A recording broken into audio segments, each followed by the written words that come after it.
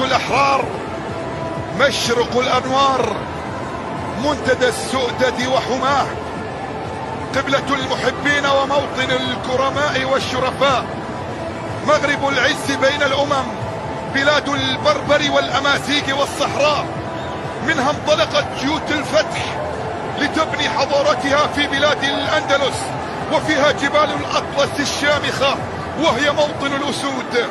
في المغرب لكل عربي مسكن وهوى، وفي سماؤها روح العروبة، ومن ينابيعها تروي ظمأ القلوب. تقول أحلام مستغاني: لم أعرف يوما أن للذاكرة عطر أيضا فهو عطر الوطن، وكذلك المغرب له عطر يعلق في الذاكرة ويشمم من مسافة 1000.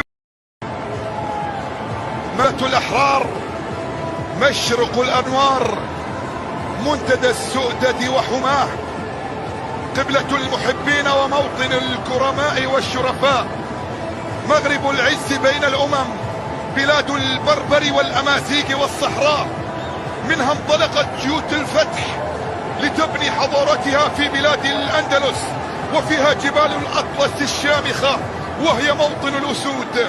في المغرب لكل عربي مسكن وهوى، وفي سماؤها روح العروبة، ومن ينابيعها تروي ظمأ القلوب. تقول أحلام مستغاني: لم أعرف يوما أن للذاكرة عطر أيضا فهو عطر الوطن، وكذلك المغرب له عطر يعلق في الذاكرة ويشمم من مسافة 1000 وطن. المغرب في هذا اللقاء